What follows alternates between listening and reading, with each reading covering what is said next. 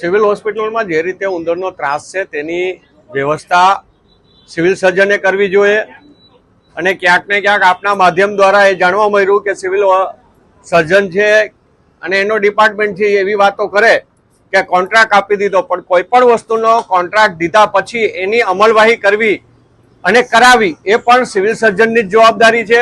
એમાંથી એવું કઈ અને છટકી નથી જવાતું. અને રાજકોટની અંદર કઈ માત્ર એક એજન્સી નથી. જો એજન્સી કામ ન કરતી હોય તો એજન્સીનો કોન્ટ્રાક્ટ રદ કરી અને અન્ય એજન્સીને દઈ દેવો જોઈએ.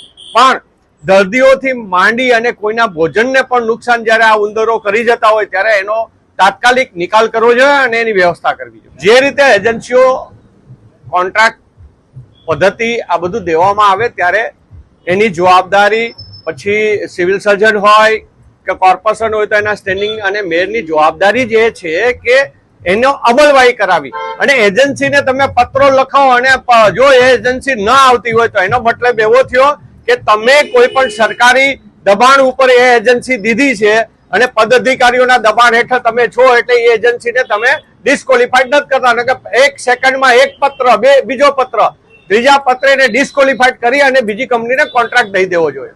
સાંજ સમાચાર ફેસબુક પેજને લાઇક કરો, વિડીયો શેર કરો અને વધુ વિગતવાર સમાચાર માટે sanssamachar.net વિઝિટ કરો.